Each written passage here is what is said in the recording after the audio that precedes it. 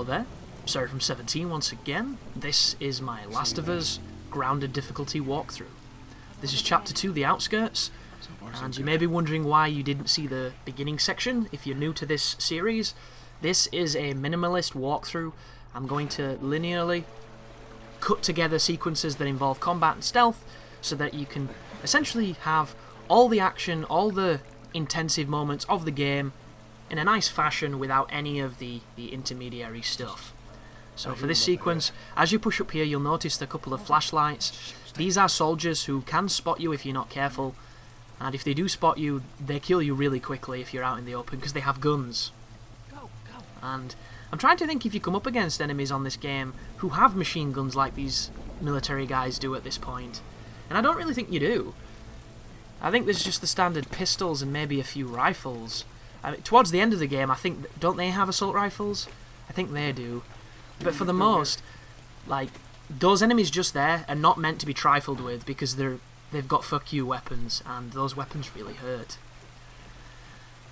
But the things you're going to see me doing a lot in this is I'm going to be using a lot of bricks and bottles. If you don't know, when you throw a brick or a bottle quickly at an enemy by pressing R1 when you're locked on, it will put them in a stun state, and then when Joel punches them with square, it kills them in about 2 punches.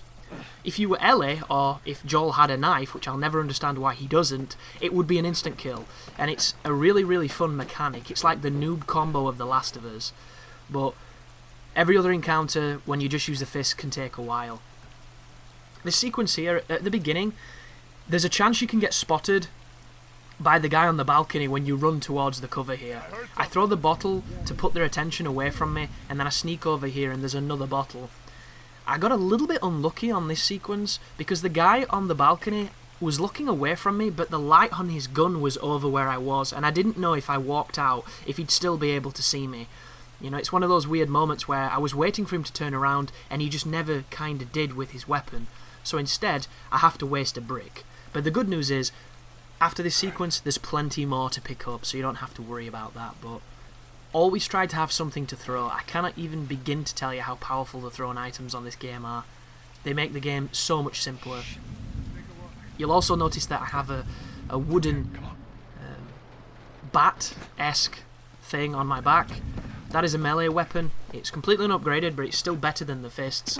Personally, I don't really like the melee weapons so much because they break all the time, and I wish there was a better way of keeping them alive.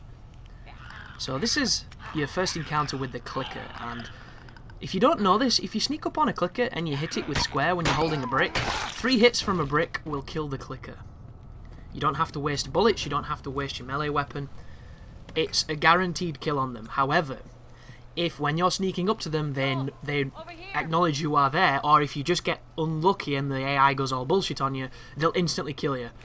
I've had times where I've hit it with a brick and post-reaction of said brick, it has bit my neck and killed me. It's really strange, but hopefully you won't have that. So this is the demo section of The Last of Us. This is a really tricky room. I think this is one of the hardest rooms in the game, just because it's a lot of things on top of each other and you don't have a lot of equipment. But I always like to start off by going up against this desk, choking this fella out, and then from him we're going to move to the guy who never moves. He is on the right hand side of this room. Thing to bear in mind here is you cannot walk crouched at full speed or the infected will hear you. I don't know why he was moonwalking then. So the greatest strength and the biggest weakness of the AI in The Last of Us is it's not really preset. They kinda have paths, but they also can do what they want every so often. It's kinda strange. But once we choke this guy, what we're gonna do is we're gonna go to that wall that you can see where that walker guy, that runner's moving away from. We're going to take cover there, and I'm gonna watch for when he circles back around, because you'll notice there's a clicker. And the clicker's in a neutral state here, which means he'll only respond to noises, so if you don't make that much noise, he won't respond. So all I'm doing here is I'm looking there. Do you see the right of the screen where the clicker is? I'm looking to see a shadow of the runner. I'm waiting for him, and as soon as I see him, I'm going to throw my brick behind me to lure him past this corner, and then I'm going to take him down with a silent takedown.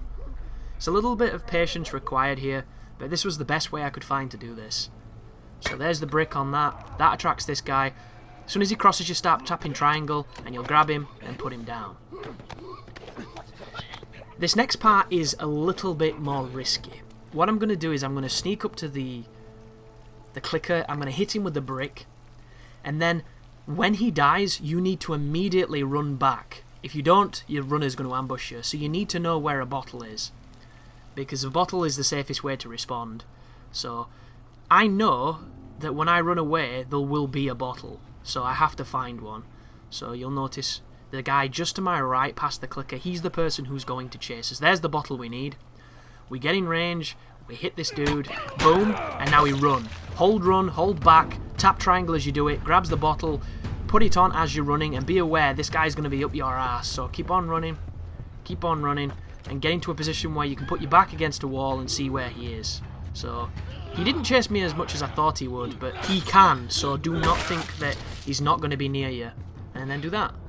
And that's the end of that sequence. Right, come on down. Potentially very tricky, but I think that's a decent path through it. I haven't checked online of any other strategies. There might be an amazing way to do that, where you lure them all into like a Molotov, because you found all the ingredients at that point, but I highly doubt that. Also, you can't sneak past that room. I've got up to that filing cabinet. It makes too much noise. I really wish you could, but you just can't. And don't be afraid to use your piece of wood in that section, because there's another one to be picked up. And then all you have to do is proceed onwards. But this is going to get trimmed.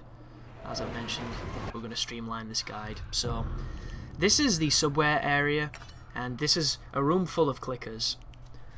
So I kinda don't like the clickers in the game. I understand them, I respect them, but there's a part of their AI that really bothers me, and it only happens ever so often.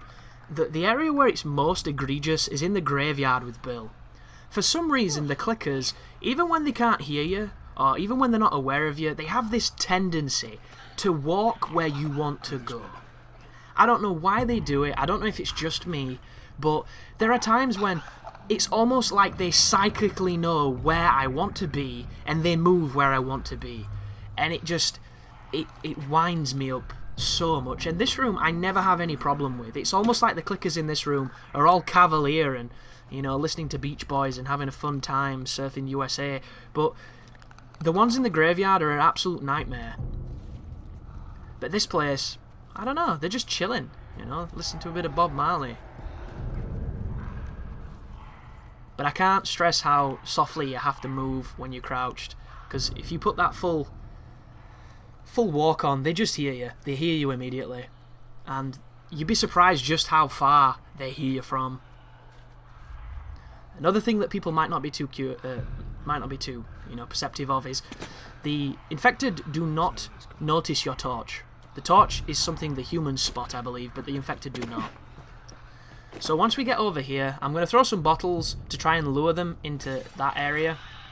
But you need to throw one closer to him first to lure them over there. You don't have to throw that many.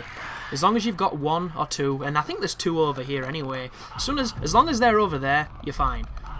You don't have to go crazy. You don't have to get them all the way to the other side of the room. Just get them over there, go over to the ladder, and make sure you're the first one up it. This is all pretty simple stuff. The only problem here is the detection. The game sometimes does not let you press triangle to do things. There's a fantastic example of that in the school, where you've just snuck in with Bill. The first room is filled with tons of dudes, then the next room is filled with a clicker cock blocking the door and a couple of runners, and then an empty corridor when you look through the grating. When you pass right through the door, just to the right of the grating, it suddenly spawns 3 runners, and then if you get past all of those, the door can only be opened once it's calm. So it's this massive tease that is a giant lie. And it's one of those moments where you think it would have been really nice if we could stealth through every section of The Last of Us if we knew how to. And I know for a fact some areas of my survival walkthrough you can stealth, I just did not realise at the time, and in this playthrough I'm going to try my best to stealth sections that I didn't in that other walkthrough. And hopefully I'll be able to share some interesting findings. But in this room here, after we've just got out of the subway, there are 3 runners who are kind of passive. If you try to take them down from in front, that will happen, and believe it or not, that is a loud takedown. So if the other two runners were alive, they would respond and attack. Luckily enough for us, I'd killed them already, so all that's left to do is push this bin up against this vehicle, and then we can progress to the next section.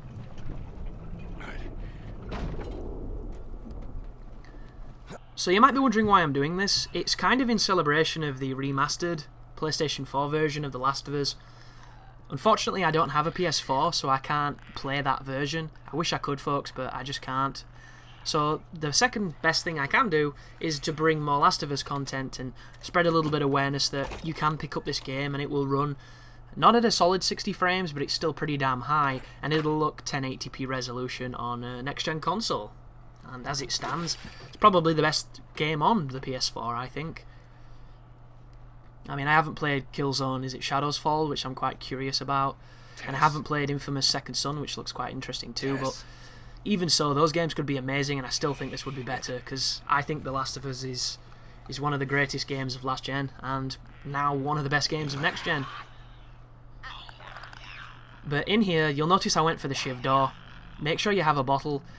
The clickers in this area seem not to be able to hear as well as some of the other ones, so if you throw your bottle and they don't hear it, just restart encounter.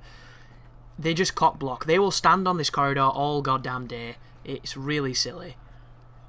And the sequence coming up, wow. So I tried for about 20 minutes to fight all of the dudes, and when I finally did it, I noticed I could mantle out of the window. So I restarted, and you can completely skip it. So I thought, do I give you the version where I have a massive John Wayne bar fight with a ton of dudes in a museum, which would be interesting, but it actually lasted about 6 minutes? Or do I show you the 30-second version of this room? And because this is a walkthrough and I'm trying to give people the best and easiest solutions to things, I thought I would show you the easiest. And it's what you're about to see.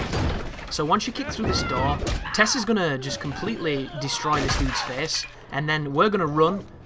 We're going to run all the way around here. There's going to be one guy who's going to try and cockblock us, because these fucking infected, man, they're like linebackers. They straight up just cockblock any run you do.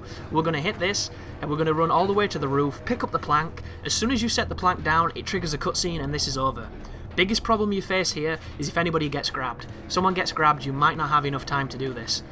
But you do not have to fire a single bullet, you do not have to do anything. You can just do this, that fight is over, and one of the potentially most challenging rooms in Chapter 2 is done incredibly simply. And I can't believe I never found this on my walkthrough. I'm stunned. But there you go. Who knew? And just to give you a good example, in that room you fight at least 10 dudes. It's crazy, they just keep on coming through the windows. But this is tough, this, guys, and there's no checkpoint. So this right here relies on exploiting paths and vision cones. I know where to move out of the range of these people so that they don't see me. See that? You look around, look how close that dude was. It's insane, but it works. Trust me, I've done this a few times because I kept fucking up the last part. As soon as he looks away, you want to move towards him. And then this is the only part that's kind of RNG based. I throw that to distract him, and then I get past him. And sometimes you get past him fine, sometimes you don't. So I run. Right there he shoots at me, but he doesn't hit me, so we're all good. And as soon as you drop down, it's as if they don't exist. It's immediately into the second phase of this, which is this. So no checkpoint here, folks. On my guide I went the right direction, on this I went the left. I could not get a good path through these rooms. I just couldn't do it, because every time I tried, the AI were moving in different places. For instance, the person who came through this door was a normal guy wearing a hat. On the recording room where I got past it, it's this... oh no. Yeah, look, armoured guy. I don't know why it was different. And then these two people were on the other side of the room the last time I was in here. This guy was nowhere near where he is now. So, I don't know what to say, guys. It's going to be a little trial and error. It's going to be understanding how the stealth works in this game and getting the path that works best for you. This is the one that just happened to work for me, and you've got to be ballsy. If you're not ballsy, you're just going to get spotted. And then I back as far down the steps as I can. Make sure you put the middle of those doorways in between you and the soldiers and run. As long as you don't hear a gunshot, you're fine. If you do, they will hit you. They shoot you every single time. They have really good aim. But that is the toughest room of Chapter 2 by far. Damn it. For no other reason than the removal of that checkpoint means you have to do 2 stealth sections in a sequence. But it's not so bad. It could be worse. I'm just hoping later on it doesn't get ridiculous. Like, I know for a cert, the last level's probably not going to have a checkpoint. I know that's what they're going to do. The difficulty there is going to be do it all if you fuck up. Which sucks, because that last level, I didn't really have a good strategy through it. I think I'm going to use the tear gas or the smoke bombs or whatever they are. And maybe just use that. I guess we'll see. I'm having a lot of fun finding different strategies to the ones that I did the first time. And with it being grounded, the cool thing is, the AI seems to behave slightly differently, especially the humans, in some of those circumstances, so they're forcing different strategies, which is almost making it a completely different game. So as much as I'm really happy that the grounded mode exists, I think it's kind of shitty that we had to pay for it. And speaking of paying for it, big thanks to Hobo Jesus. He pretty much donated and asked for this DLC, and I'd already purchased it at that point, and I was going to cover it, but he kind of incentivized it and he inspired me to move my ass and do it. Because sometimes you buy something with intentions of covering it, and then you get distracted, and then the longer you put it off, the least likely you are to go back to it, and it's so easy to just not do it.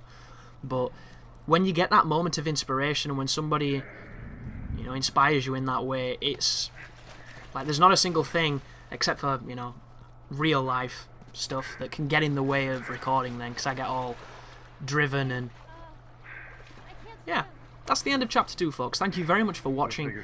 I hope it's helping, and you take care now.